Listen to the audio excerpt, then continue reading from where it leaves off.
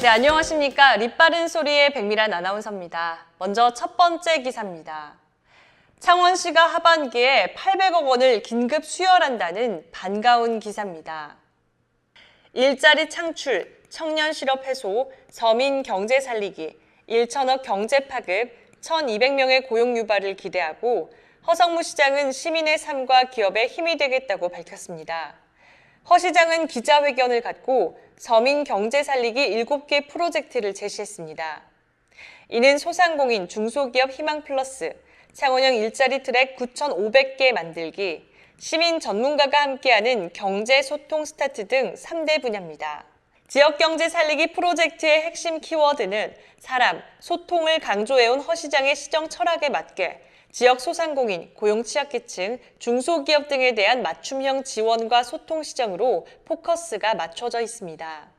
네, 허성무 창원시장은 생활경제, 민생경기 회복에 무게감을 두고 일자리와 민생경제의 드라마틱한 변화보다는 조금씩 앞으로 나아가 창원시가 시민의 삶과 기업의 힘이 되겠다고 말했습니다.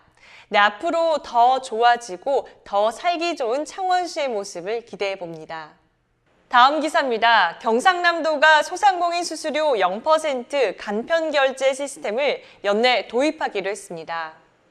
소상공인들을 위해 결제 수수료를 0%로 하는 소상공인 경제 수수료 제로 서비스인 일명 제로페이가 경남에서도 연내 도입됩니다.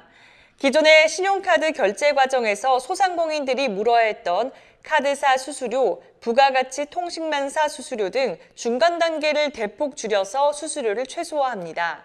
제로페이는 2020년까지 전국에 확산하는 것을 목표로 추진하고 있습니다. 경남도는 연내 시범 운영한 뒤 내년 1월부터 본격 운영할 계획입니다. 네, 최근 소상공인과 자영업자들이 최저임금과 근로시간 단축 등으로 견디기 힘든 시간을 보내고 있습니다. 김경수 도지사의 말처럼 제로페이가 소상공인과 자영업자들이 어려운 시기를 극복하는 데 꼭 보탬이 될 수 있기를 바랍니다. 다음 기사입니다. 중소기업들도 내년 최저임금안에 대해서 이의 제기를 신청했습니다. 중소기업들이 내년 최저임금안을 받아들이기 어렵다며 재심의를 요청했습니다.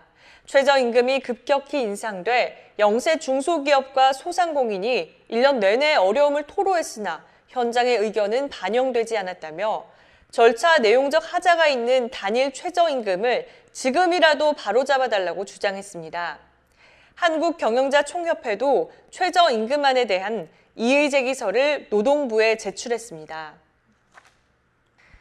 네, 시간당 8,350원에 의결한 내년도 최저임금에 대해서 노사단체들이 어려움을 겪고 있습니다.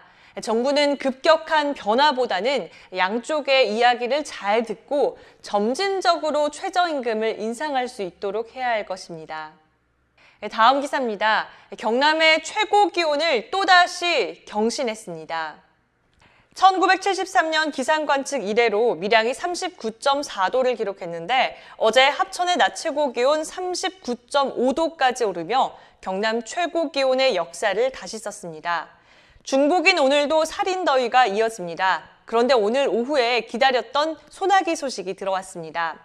잠깐 내리는 비지만 그래도 정말 반갑습니다. 중부와 동부 지역을 중심으로 오후에 5에서 30mm가 예상됩니다. 이 정도 양으로는 더위를 해소시켜주지 못하기 때문에 계속해서 폭염에 대해서 대비를 잘 해주시기 바랍니다.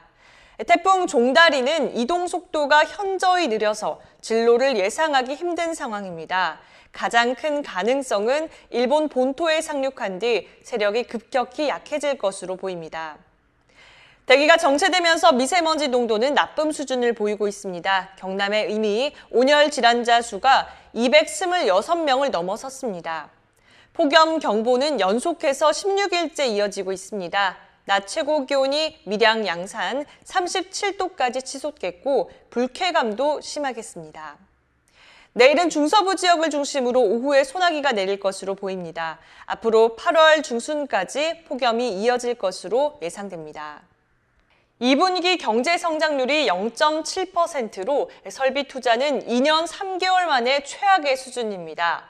건설 투자도 마이너스로 전환이 됐고요. 소비와 수출도 0%대 성장률을 보이고 있습니다.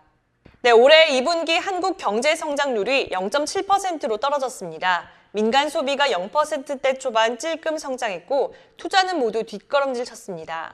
그간 성장세를 맨 앞에서 이끌던 수출도 주춤했습니다.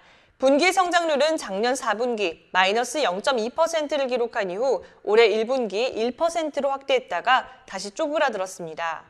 전년 동기 대비 성장률은 2.9%입니다. 상반기로도 같은 수치로 이는 최근 한은 전망과 같습니다.